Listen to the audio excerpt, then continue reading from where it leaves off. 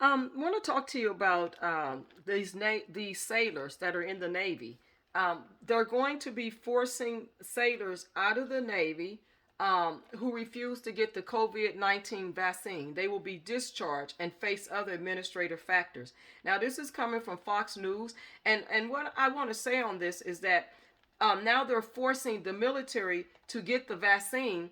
Um, and I just want you to weigh in with your comments on what you think, because we have a lot of veterans, that watch YouTube, on social media. I'm a veteran myself, and so I want you to get your comments to weigh in on this. And they had until November 14th to get their last dose of the vaccine. And it says U.S. Navy sailors who refuse to comply with the coronavirus vaccine mandate will be discharged and could face other administrative actions. In order to ensure a fully vaccinated force, U.S. Navy policy is to process for separation all Navy service members who refuse the lawful order to receive the COVID-19 vaccination and do not have an approved exemption, the NAV admin said in a statement Monday. The COVID Consolidated Disposition Authority, led by Chief of Naval Personnel Vice Admiral John Noel Jr.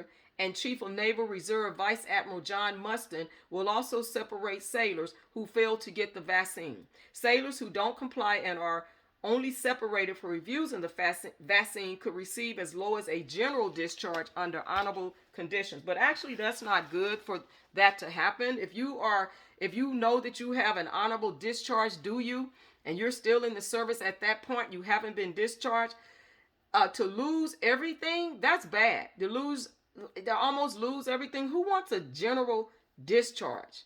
Even if it's under honorable conditions, who would want that? You want an honorable discharge, period. You know, um, but it says active duty sailors had until November 14th to get their last dose of vaccine in order to be fully vaccinated by November 28th. Members of the Navy Reserve have until December 14th to get their last dose of the vaccine. Sailors who reject the vaccine could also lose education benefits, promotions, and bonus pay. Bonuses, special pays, and incentive pays become unearned when a Navy service member refusing a vaccine is no longer performing duties for which they are receiving such a bonus, special pay, or incentive pay, the NAV admin states. Navy service members refusing the vaccine who are in a frock status should be defrocked as soon as feasible, the statement added. Sailors who are denied religious or medical exemptions have 5 days to start the process of getting fully vaccinated, or the Navy begins the separation process. So you can actually do a declination, and if that's not approved, then you have 5 days to start the vaccination process to get fully vaccinated. But if you are approved, then you're good. But I don't believe that they have approved any religious vaccinations, religion exempt requests, because it says 96% of active duty sailors and 93% of the total force are fully vaccinated, according to data from the Navy on November 10th. The branch has not approved any religious exemption requests, Navy Times reported, and only 6 permanent medical exemptions were approved. The Department of Defense announced in late August that all members of the military must get vaccinated. President Biden mandated that all federal employees be fully vaccinated by November 22nd. And so there are some even teachers that have refused to get vaccinated and said they're not going to do it. There are some people that are not doing it. They're going to lose. I guess they're going to weigh their odds as far as getting vaccinated. And there is an Army officer resigns over Biden's vaccine mandate. Marxist takeover of the military is what he's saying. Is what this particular Army officer, he resigned. Lieutenant Colonel Paul Douglas Haig confirmed to Fox News that his resignation process has begun.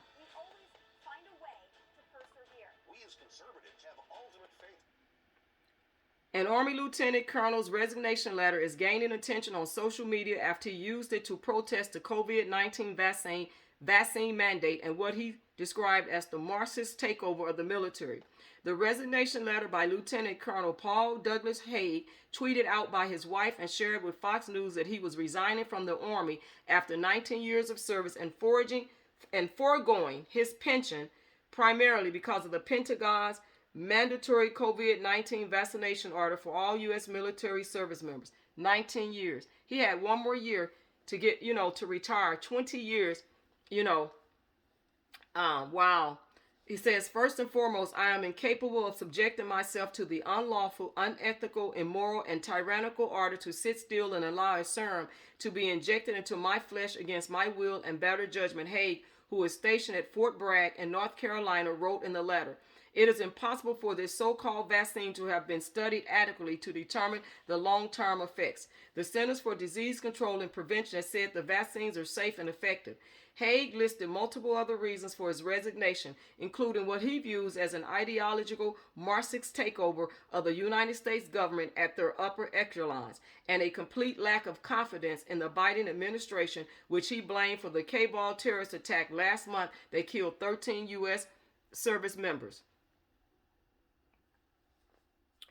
His wife wrote, after 18 years of active duty service in the U.S. Army, my lieutenant colonel husband has resigned. He's walking away from all he's worked for and believed in since he was an ROTC kid at UGA. He's walking away from his retirement, his resignation memo. So there's a resignation memo there. And she says, I would like nothing more than to continue in the Army to reach my 20 years of active federal service and retire with my pension, is what her husband wrote.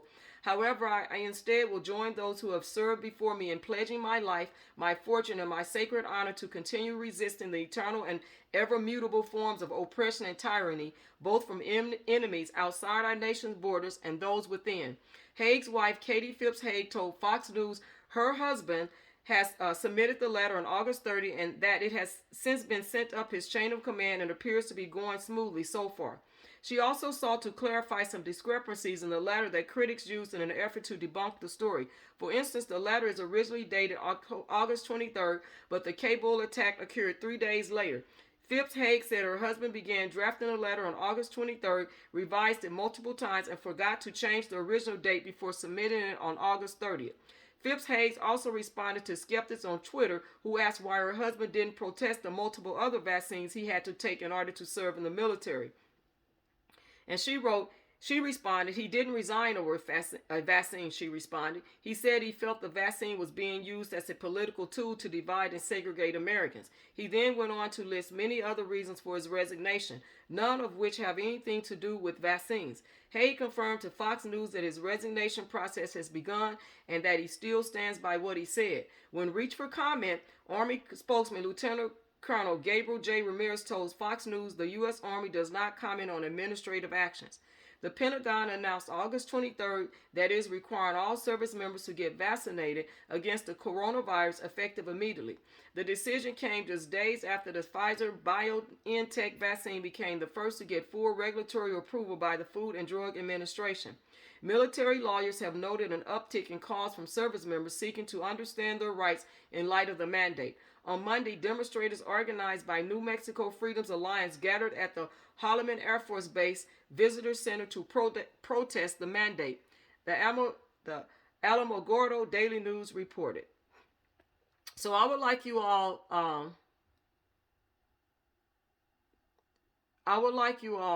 to chime in on what you think about this mandate. It's really difficult, and a lot of people are divided on getting the vaccine and not getting it. But it is difficult to see someone lose their benefits or their pension. I would say their pension after so many years of service that they have worked very hard because a president comes into the office, and start making these mandates. And I understand both sides of this, the concerns of putting something in your body, foreign substance that you don't know anything about. You only go by what's been written. And there's a lot of stuff that's being said out here. There's a lot of conspiracy theories. But there's also, people's freedom of rights to choose their choice. There's a lot of that. And so I know it's divided. And so I want to hear what you have to say about, the divide, the division, the segregation comment, of trying to segregate Americans.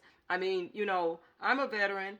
And I have family members that are veterans and active duty service members serving, like my son. And I just, I just, it's just so sad to see this happen and to see people being forced out of the military because they choose not to get a vaccination. And so I know there are people that have gotten it, are going to, speak on what they believe should happen. And there are people that haven't gotten it, speak on what they should happen. So for me, I just want to hear what you all have to say about this. And I wonder how high this is going to go because this particular officer, Lieutenant Colonel Paul Douglas Haig, is going up the chain of command. And I just want to know what's going to happen. And I wonder if people are going to, if the military, the government is going to have to come back and restore these personnel like they've done in the past when things they denied and people sued and wrote books, came out and, wrote books, about things, because it's like the military really isn't able, to sue the government. But they came out and they wrote books and things like that. And they fought long and hard. And I know we have a congressman that fights really hard for the military benefits for veterans. And I want to really hear what Marxisttakeover has to say about this. And so I'm going to be reaching his office because I want to know what he has to say about this and where does he stand, being that he's always worked hard for veterans and support, better benefits and services, for veterans. So I am definitely going to reach out to his office to see what he has to say about this.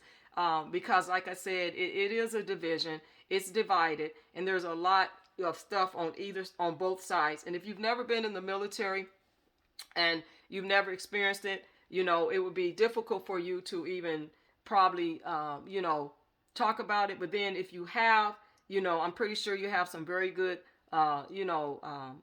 very good, information that you like to share. So again, please put your comments below, and I do truly appreciate it. And I will reach out to Marxisttakeover's office, and I hope to get an answer back. And once I do, or hear back from him, or I can email him and see what his take or his views is on that. So God bless you all again. Bye.